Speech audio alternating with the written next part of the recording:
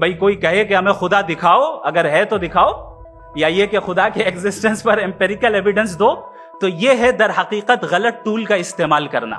ये ऐसा ही है कि जावेद साहब मुझसे ये मुतालबा करें कि मुफ्ती साहब आप मेटल डिटेक्टर के जरिए प्लास्टिक डिटेक्ट करके दिखाएं। कोई ये तो बहुत ही अहमखाना बात होगी कि कोई आदमी कहे साहब अगर खुदा है तो मुझे दिखाइए।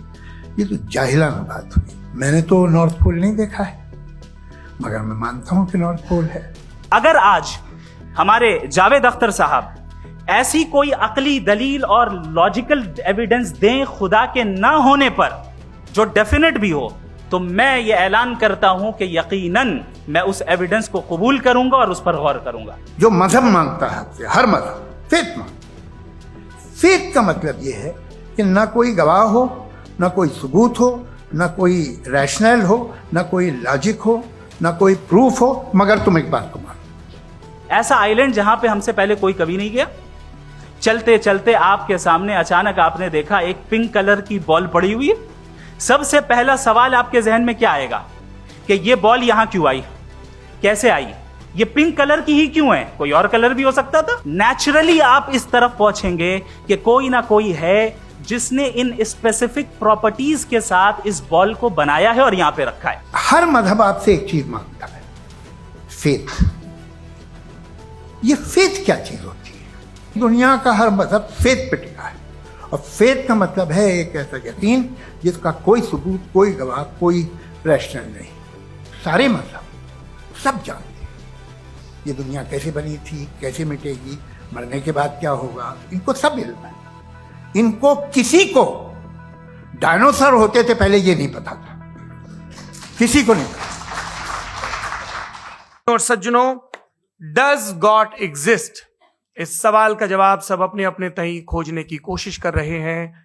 कोई इसको गॉड डैम पार्टिकल की खोज बताता है, कोई गॉड पार्टिकल की खोज बताता है, कोई हिग्स बोसान की खोज बताता है, कोई ये सवाल जवाब तलाशने की कोशिश करता है कि मास एग्जिस्टेंस में आखिर आया कैसे, हुआ क्या था, सृष्टि के पहले, समय के पहले क्या था। और कोई ये कहता है कि ये सारी खोजें जिस मस्तिष्क में हो रही हैं प्रकृति के क्रम में, वो कैसे विकसित हुआ। मैं उम्मीद करता हूं कि हम आज इन बुनियादी सवालों के कुछ जवाब हासिल करने में कामयाब हों। मैं सबसे पहले मंच पर आमंत्रित कर रहा हूं मुफ्ती शमाइल नदवी साहब को। आइए सर जी।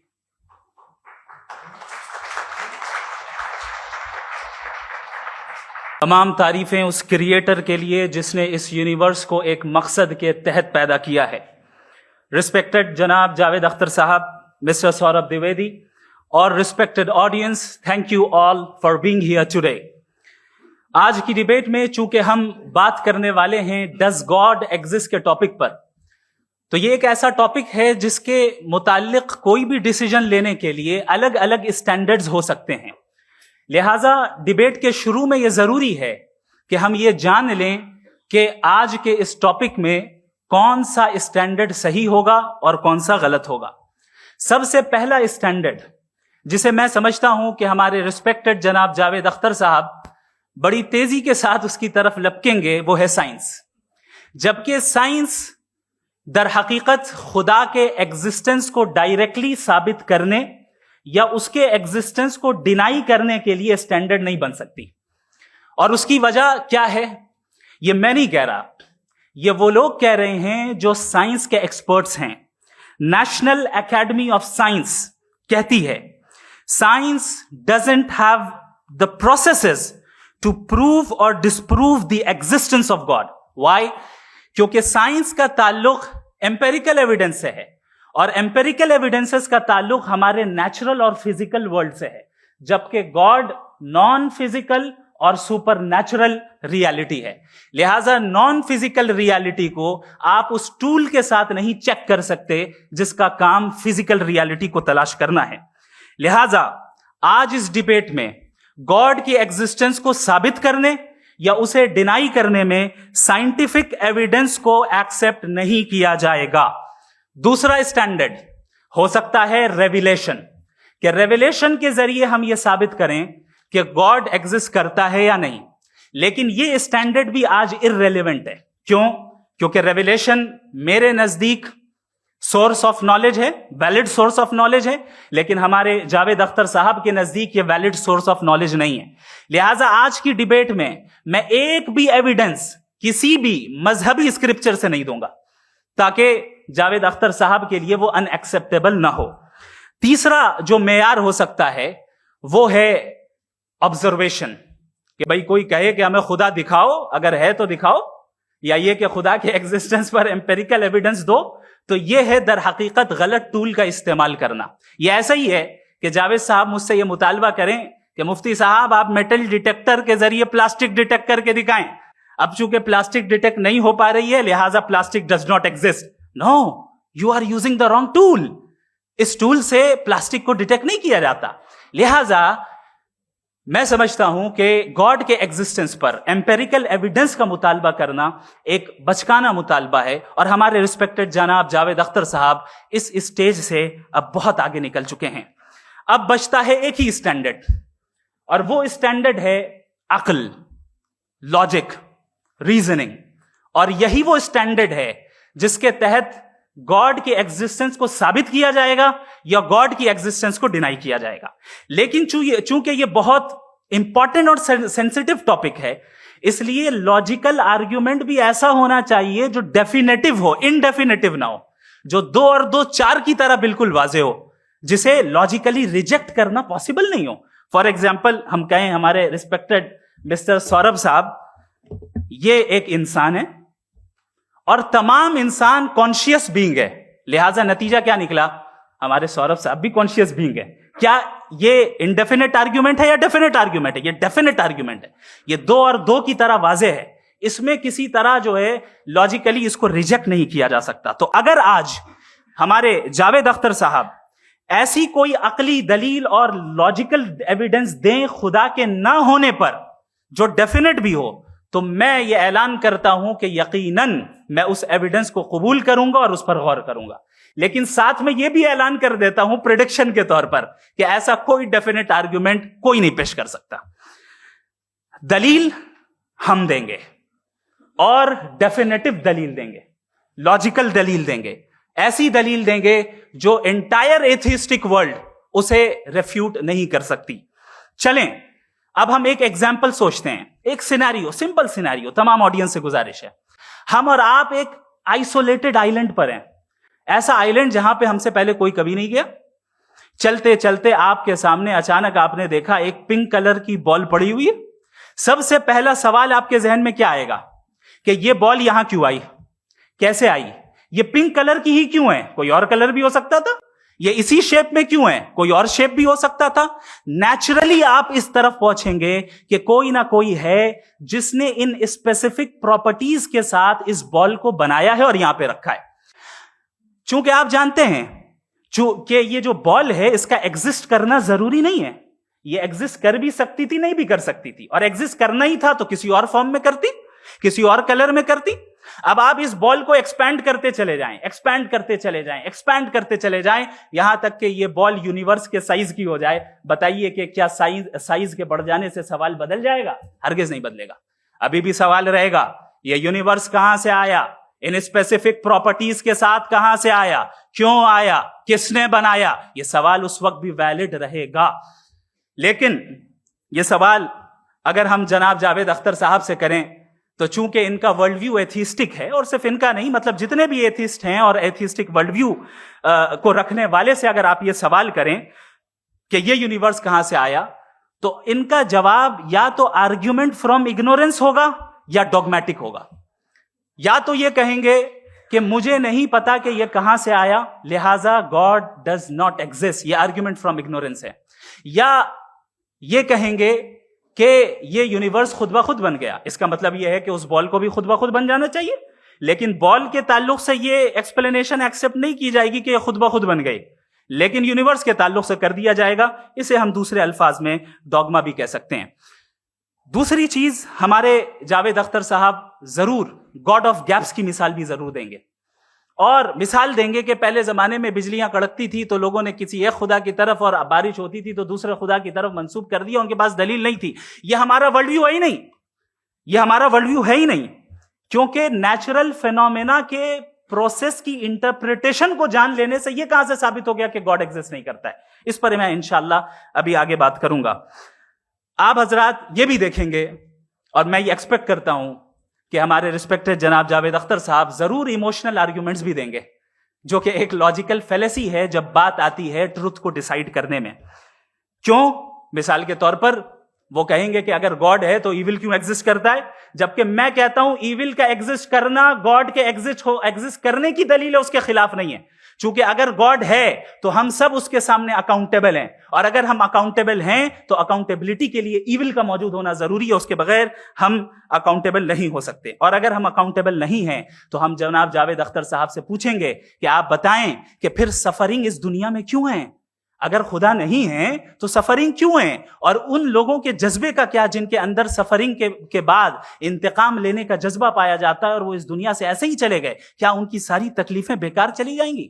अब आ जाएं उसी एग्जाम्पल की तरफ कि बॉल, मुझसे अगर कोई पूछे इस बॉल को किसने बनाया और या इस एक्सपेंडेड बॉल को किसने बनाया, मैं कहूंगा कि चूंकि ये यूनिवर्स और इस यूनिवर्स की तमाम चीजें कॉन्टिंजेंट हैं। कॉन्टिंजेंट होने का मतलब ये होता है कि जो अपने एग्जिस्टेंस पे किसी के ऊपर डिपेंड करती हो, तो जाहिर है ये यूनिवर्स कॉन्टिंजेंट है। और अगर कोई चीज कॉन्टिंजेंट नहीं है तो मैं रिक्वेस्ट करूंगा कि मुझे दिखा दें कि कौन सी चीज यूनिवर्स में कॉन्टिंजेंट नहीं है, हम भी जरा गौर कर लें और हम भी देख लें।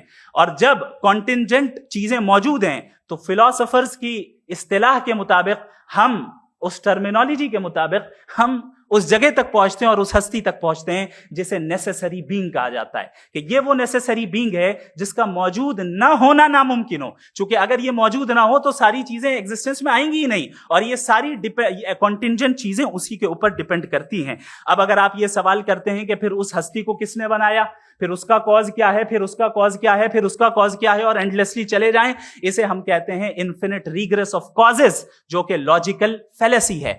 कॉन्सेप्चुअली इन्फिनिटी पॉसिबल है। मिसाल के तौर पे न्यूमेरिकल्स 1 2 3 गिनते चले जाएं, इन्फिनिट नंबर्स है। मैं कॉन्सेप्चुअली बात नहीं कर रहा, प्रैक्टिकली रियलिटी में साबित करके दिखाएं कि infinite regress of causes possible है या नहीं। अगर पॉसिबल है तो हम मान लेंगे, मिसाल दे दें, और पॉसिबल नहीं है तो एक ही ऑप्शन बचता है जिसे हम कहते हैं नेसेसरी बीइंग। ऐसी नेसेसरी बीइंग जो इंडिपेंडेंट है, क्योंकि अगर वो डिपेंडेंट हुई तो वो नेसेसरी नहीं रहेगी। ऐसी इंडिपेंडेंट बीइंग जो इटर्नल है, अगर वो इटर्नल नहीं होगी, उसकी बिगिनिंग होगी, तो वो खुद कॉन्टिंजेंट है।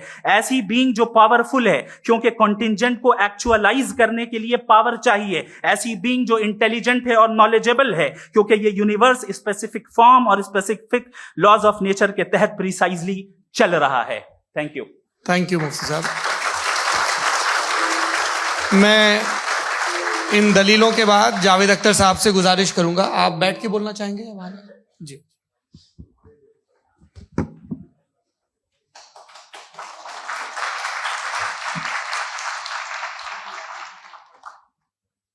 पहले तो मैं मुफ्ती साहब को एक अच्छी खबर देना चाहूँगा कि मेरी नॉलेज साइंस के बारे में बड़ी मामूली है, तो आप फिक्र ना करें उसकी, लेकिन कुछ कॉमन सेंस है मुझ में। देखिए, ये खुदा का तस्वुर कोई नया तस्वुर नहीं है, ये सदियों से रहा है। ये कुछ रिलीजन 3000 साल पुराने होंगे, 4000 साल पुराने होंगे, लेकिन इंसान कोई 10,000 12,000 साल से एग्जिस्ट करता है होमोसेपियन की शक्ल में, और हमेशा कुछ ना कुछ मजहब रहे। ये मजहब जाहिलों के नहीं थे, ये मजहब एक ऐसी ग्रीक सोसाइटी के थे जहाँ बड़े बड़े फिलोसफर पैदा हुए। ये मजहब इजिप्शियंस के थे जिन्होंने पिरामिड्स बनाए थे। ये रोमन्स के थे कि जिनका आर्किटेक्चर और सेनेट यानी पहली बुनियाद डेमोक्रेसी की, लिमिटेड थी मगर डेमोक्रेसी थी, ये उन लोगों ने किए थे। तो इनका जो जुपिटर था, रा था, ज़्यूस था, उन्हें उस पर इतना ही एतमाद था जितना आज किसी मजहबी आदमी को अपने खुदा पे होगा। क्रिश्चियनिटी आने से पहले यूरोप में एक मजहब था, जर्मेनिक रिलीजन।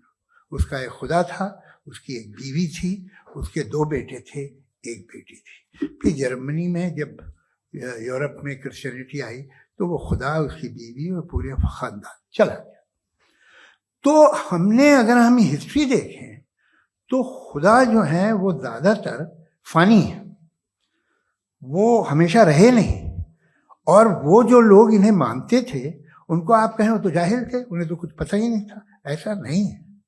वो अपने वक्त में बड़े काबिल लोग थे और अपने वक्त में उन्होंने बड़े बड़े काम किए हैं। फिलोसफर्स थे, साइंटिस्ट थे, लेकिन उनका मजहब कहाँ गया, उनके खुदा कहाँ गए? आज जो खुदा हैं दुनिया में, लोग उन्हें मानते हैं। आपको क्या मालूम कि कितने वर्षों के बाद क्या होने वाला है? हम यूरोप में देखते हैं तो चर्च खाली हैं। तो वक्त के साथ चीजें बदलती हैं। जहां तक इसका ताल्लुक है मजहबों का, हर मजहब आपसे एक चीज मांगता है, फेथ। ये फेथ क्या चीज होती है? What is the difference between faith and belief? ये तो बहुत ही अहमखाना बात होगी कि कोई आदमी कहे साहब अगर खुदा है तो मुझे दिखाइए। ये तो जाहिलाना बात हुई। मैंने तो नॉर्थ पोल नहीं देखा है, मगर मैं मानता हूं कि नॉर्थ पोल है। मैं क्यों मानता हूं? इसलिए कि अगर ये दुनिया राउंड है तो उसका कोई टॉप होगा। कुछ लोग हैं जो वहां गए भी हैं, कॉमन सेंस कहता है कि ऐसा होगा, सबूत है, गवाह है, रीजन है। तो ये मेरा फेथ नहीं है। तो फेथ में और बिलीफ में डिफरेंस क्या है? जो मजहब मांगता है आपसे, हर मजहब फेथ मांगता है। फेथ का मतलब यह है कि ना कोई गवाह हो, ना कोई सबूत हो, ना कोई रैशनल हो, ना कोई लॉजिक हो, ना कोई प्रूफ हो, मगर तुम एक बात को मानो। यह है फेथ। वरना बिलीफ होता। अगर इसमें कुछ भी सबूत होते, गवाह होते, तो फिर इसे आप बिलीफ कहते। जैसे मेरा बिलीफ है कि नॉर्थ पोल है, मेरा फेथ थोड़ी है। फेथ इन तमाम शर्तों को रद्द करता है। तो फिर स्टुपिडिटी क्या है? अगर मैं एक बात ऐसी मानूं जिसकी ना कोई लॉजिक है, ना कोई रैशनल है, ना कोई प्रूफ है, ना कोई गवाह है, ना कोई सबूत है, और मैं उसे मानूं, तो ये स्टुपिडिटी हुई। इसे ही भाई कल को मैं यकीन कर लूं कि एलॉन मस्क जो है मेरा भाई है, तो मुझे इंतहाई खुशी होगी, सुकून भी बहुत मिलेगा मुझे। लेकिन और कहे भाई क्यों मानते हो, क्या सबूत है? भाई वो तो अमेरिकन है और तुम तो इंडियन हो, वो तो नस्ल अलग है, तुम्हें कभी मिले भी नहीं। साहब देखिए मेरा फेथ है, इस पे बात ना किया। फेथ का मतलब ही यह है कि आप प्रूव नहीं कर सकते। अगर आप प्रूव कर सकते हो तो फेथ की जरूरत ही नहीं, फिर तो आप बात करेंगे, आप कितनी बहस कर लीजिए। अल्टीमेटली दुनिया का हर मजहब फेथ पे टिका है, और फेथ का मतलब है एक ऐसा यकीन जिसका कोई सबूत, कोई गवाह, कोई रैशनल नहीं। अब आप ये कहें, क्या आप ये क्यों कह रहे हैं कि साहब ये कायनात किसने बनाई? कमाल ये है कि आपने बताया कि एक आइलैंड पे गए और एक बॉल देखी। आपने ये नहीं कहा कि आइलैंड किसने बनाया, आपको सिर्फ बॉल पे हैरत हुई। हमने आइलैंड पे हमने हैरत नहीं की, होते हैं आइलैंड। इसी तरह ये आइलैंड है, सितारे, ये गैलेक्सीज, ये सब आइलैंड हैं, खला में। हम उन्हें टेकन फॉर ग्रांटेड लेते हैं, हम पूछते नहीं किसने बनाए। आपने जजीरे के बारे में भी नहीं पूछा है। मेरी पैदाइश कैसे हुई? क्या मैं प्लान पैदा हुआ था? I was plan to be born, या एक लकी स्पर्म था जो किसी एक से चिपक गया? मेरी पैदाइश रैंडम। और इंसाफ जिसे आप कहते हैं, इंसाफ का तो नेचर से कोई वास्ता ही नहीं। जो आप कहते हैं कि एक दिन इंसाफ मिलेगा, इंसाफ is a human concept. Nature में कोई इंसाफ नहीं। अगर शेर हिरन को खा जाता है तो उसे कोई सजा नहीं मिलती। अगर एक आंधी आती है और हरे भरे पेड़ों को उखाड़ के फेंक देती है तो आंधियों की जेल नहीं होती है। नेचर में इंसाफ नहीं है, इसलिए मुझे नेचर को इंसाफ की जरूरत भी नहीं। नेचर तमाम एक है। अब हम कहें कि साहब ये देखिए जो मैंने खाना खाया था, ये मेरी आंख तो नहीं यूं कर दिया उसे, तो इसे सजा मिलनी नहीं। वो सिस्टम है, ऐसे ही चल रहा है। नेचर बगैर इंसाफ के है। इंसाफ इज अ ह्यूमन कॉन्सेप्ट। तो जो आपसे कहता है कि मैं तुम्हें इंसाफ दूंगा, वो इंसानी जहन की पैदावार है। ये नेचुरल है ही नहीं, ये आसमानी है ही नहीं। नेचर का तसव्वुर, इंसाफ का तसव्वुर भाई आप साथ मिलते हैं, अब आप लेफ्ट हैंड ड्राइव करते हैं, ये क्या है? तमाम सच, तमाम नेकी, तमाम शराफत लेफ्ट हैंड ड्राइव है। वरना क्या होगा, या तो आप क्रॉस कर देंगे, आपका एक्सीडेंट हो जाएगा, या आप किसी को मार देंगे, या ट्रैफिक जैम हो जाएगा। झूठ, बेईमानी, रिश्वतखोरी, ये तमाम जो है driving on the wrong side, इसके ऊपर कुछ नहीं। ये तो हमने बनाया, जैसे हमने लेफ्ट हैंड ड्राइव बनाई है। ये कॉन्सेप्ट ऑफ इंसाफ जो है ये हमारा है, इसका नेचर से कोई वास्ता नहीं। शेर खा जाता है हिरन को, उसे जेल होती है क्या?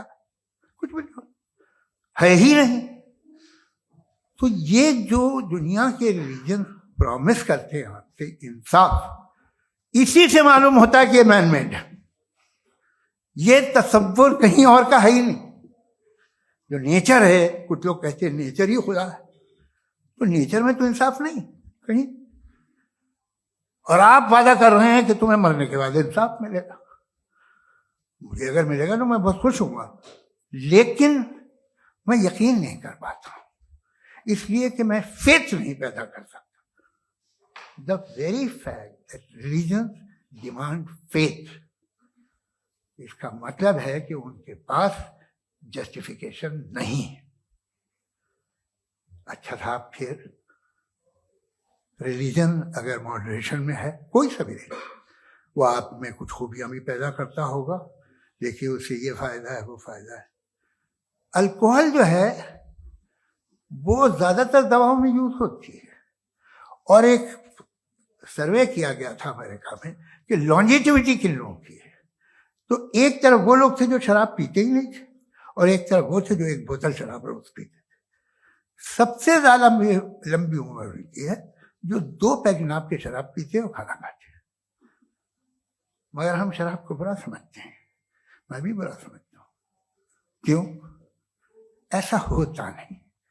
कुछ चीजों में आदत होती है जो बढ़ती है। आज तक में एक आदमी दूध पीता है, आप 10 साल बाद भी मिलेंगे तो एक ही गिलास पीता होगा। ऐसा नहीं होता, सुबह से दूध पीता रहता है।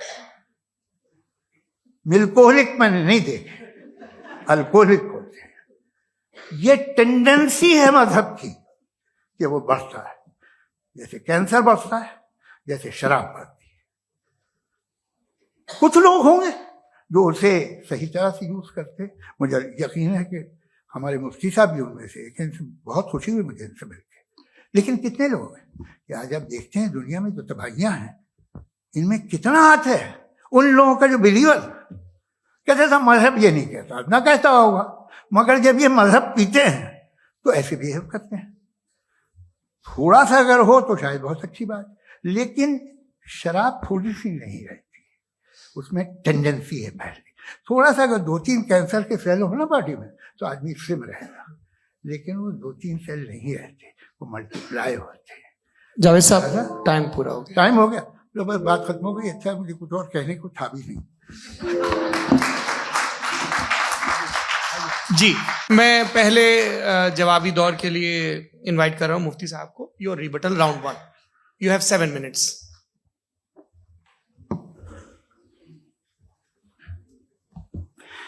Thank you very much Javed साहब। आपकी बात को सुनकर बड़े महजूज हुए हम लोग। महजूज, do you understand? We enjoyed.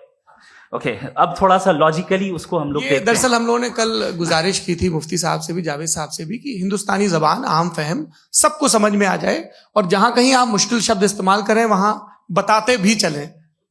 Thank you. तो सबसे पहले हमारे रिस्पेक्टेड जावेद साहब ने हवाला दिया कि खुदा फानी है। कितने मजहब आगे चले गए, किसी ने जुपिटर को खुदा माना, किसी ने किसी को माना। मैं कहता हूं जिसने कॉन्टिंजेंट चीज को खुदा माना, गलत माना, वो खुदा ही नहीं, वो खुदा ही नहीं है। हम तो नेसेसरी बीइंग को साबित करने बैठे हैं, वो नेसेसरी कॉज जो इटरनल है, जो अबदी भी है और अजली भी है। हम किसी और को साबित करने नहीं बैठे। दूसरी चीज, उन्होंने कहा कि फेथ एंड बिलीफ, ये एक ऐसी डेफिनेशन है फेथ की जो इन्होंने पहली मर्तबा पेश की है, या माफ कीजिएगा, इन्होंने पहली मर्तबा पेश नहीं की है, रिचर्ड डॉकिंस ने पहली मर्तबा पेश की है। मुझे मालूम है ये सोर्स कहां से है। एपिस्टेमोलॉजिकली फेथ और बिलीफ का फर्क आप इस तरह नहीं कर सकते सर।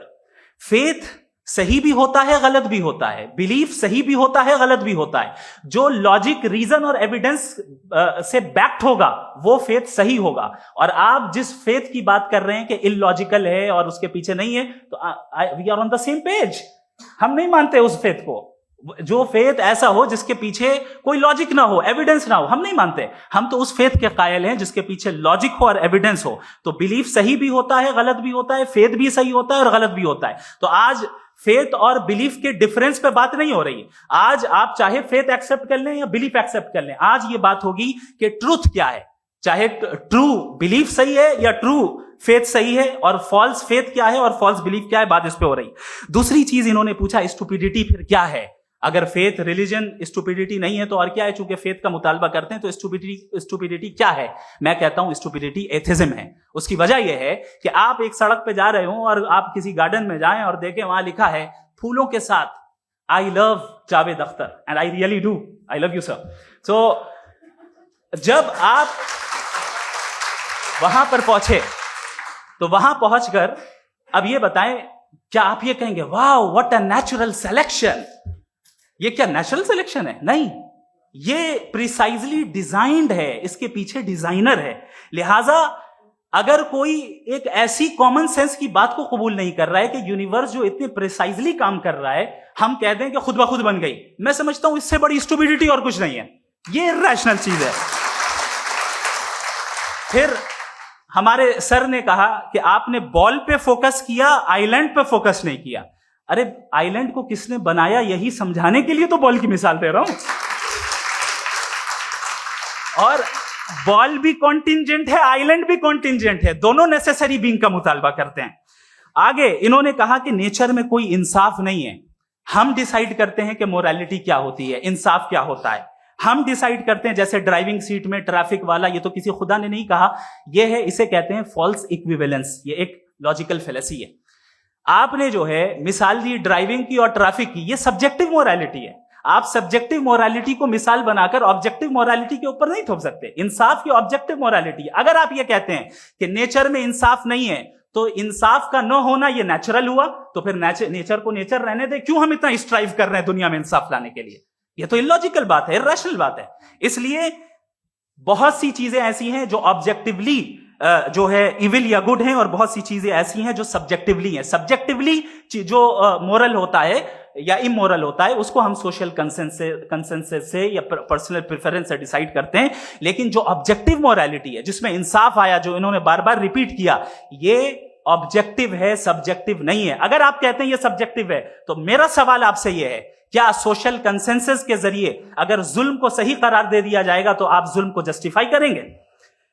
दूसरी चीज इन्होंने यह कहा कि 2 पैक शराब पी लें तो वो उतने पे नहीं रहता, बढ़ जाता है। यही मामला मजहब के साथ है। 2 पैक आप पी लें, बढ़ेगा।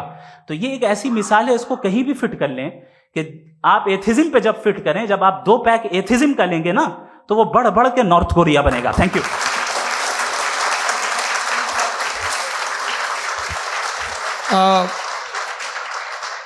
फर्स्ट राउंड के रिबटल के लिए मैं जावेद साहब को इनवाइट कर रहा हूं। आपके पास 7 मिनट का वक्त है, रीसेट कर दीजिएगा प्लीज। मुझे इस बात की खुशी है कि मुफ्ती साहब ने भी मान लिया कि नेचर में कोई इंसाफ नहीं है। तो कोई भी चीज़ जो इंसान ने नहीं बनाई है उसमें इंसाफ नहीं होता है। एक बात मैं आपसे अर्ज करूं, जरा पता लगा लीजिएगा, ये जो आप बाग में जाते हैं बेहद खूबसूरत फूल देखते हैं ना, इनमें से कोई नेचुरल नहीं है। ये सारे फूल क्रॉस करके बनाए गए हैं। जो जंगल में फूल होते हैं निहायत मामूली होते हैं। ये फूल इंसानों ने बनाए हैं। जो आप बाग में देख के वाह वाह कहते हैं, ये इंसानों के बनाए हुए हैं। डिफरेंट फूलों को क्रॉस करके, डेवलप करके, फिर क्रॉस करके इस तरह से बनाए गए। नेचुरल फ्लावर नहीं। किसी जंगल वीरान में जाके आप गुलाब के फूल नहीं देखेंगे। ये सब बनाए हुए इंसान ने, बहुत से काम इंसान ने किए हैं। बाकी है कि आपने मेरी एक बात का जवाब नहीं दिया, जिससे मुझे शिकायत है कि फेथ क्या है और आप फेथ मांगते क्यों हैं मुझसे? आप तो लॉजिकल हैं, आपके पास तो सारे रैशनल हैं, आपके पास सारे सबूत हैं, तो आपको फेथ की डिमांड क्यों करते हैं कि भाई तुम सरेंडर कर दो और सवाल मत करो? कोई मजहब सारे सवाल करने की इजाजत नहीं देता है और मना करता है कि ज्यादा सवाल ना करो, बह जाओगे तुम। आप क्यों रोकते हैं? हकीकत यह है कि इंसानी तारीख क्या है। इंसानी तारीख ये है कि दुनिया में दो तरह के लोग हुए हैं। एक वो जिन्होंने अपनी लाइल्मी की परस्तिश की है, दूसरे वो जिन्होंने अपनी इग्नोरेंस या लाइल्मी से झगड़ा किया है और मालूम किया है कि क्या है। ये जो आप कह रहे हैं, आज आप हैरान हैं कि भाई ये यूनिवर्स कैसे बनी। लोग हैरान थे कि सूरज डूबता है तो इधर से कैसे निकलता है। और आप एक कदम जाके हमेशा का मानने को तैयार है, एक कदम पीछे ही मान जाइए। भाई आप इसके बाद जाते हो, कहते सवाल ना करना कि ये कहां से आया, ये पावर तो हमेशा से हमेशा रहेगी। तो आप यूनिवर्स के बारे में मानने में क्या तकलीफ है? एक कदम पहले रुक जाइए। ये हमेशा से थी या नहीं थी हमें मालूम नहीं है। और ये कहना कि हमें मालूम नहीं है, कमाल ये है कि दुनिया के सारे मजहब सब जानते हैं ये दुनिया कैसे बनी थी, कैसे मिटेगी, मरने के बाद क्या होगा, इनको सब इल्म है। इनको किसी को डायनासोर होते थे पहले ये नहीं पता था, किसी को नहीं पता। किसी भी दुनिया की मजहबी किताब में डायनासोर का जिक्र नहीं है। लेकिन बाकी सब बातें, how to make universe in 4 easy lessons and बाकी सब पता है। जिसको सब पता है वो गड़बड़ है। हम में ये इंकिसार, ये ह्यूमिलिटी होनी चाहिए कि हम ये कहें कि हमें ये बहुत सारी बातें नहीं मालूम, लेकिन हम उनकी परस्तिश ना करें, अपनी लाइल्मी को की परस्तिश ना करें, हम उसे पता लगाने की कोशिश करें। जिस दुनिया में आप बैठे हैं सर, ये हॉल जो है, ये इलेक्ट्रिसिटी जो है, ये माइक जो है, जिस हवाई जहाज से आप आए थे, वो जिस कार से आप यहाँ आए हैं, ये सब उन लोगों की बनाई हुई है जिन्होंने सवाल किए थे। ये दुनिया जिसमें आप आज आराम से हैं, ये उन लोगों की बनाई है कि जिन्होंने सवाल किए थे। और हर स्टेज पे इन सवालों को मकरूह कहा गया था, गलत कहा गया था। आप जरा तारीख पढ़िए, एक बड़ी दिलचस्प किताब है बर्ट्रैंड रसेल की, जिसमें उसने रिलीजन एंड साइंस कि कब से रिलीजन जो है साइंस के अगेंस्ट है। और हद तो यह है कि भाप के इंजन के खिलाफ थे, स्टीम इंजन के भी खिलाफ थे, और फतवे हुए उन पे, वेटिकन ने दिए। तो ये हमेशा, अभी जैसे ही ये राइट विंगर आते हैं अमेरिका में पावर में, तो वो जो अपना ये क्या बोलते हैं उसे, सीड क्या वर्ड है, सीड क्या जो, हाँ नहीं सीड जो होते हैं जिसपे जी, नहीं भाई, वो जो ह्यूमन बॉडी के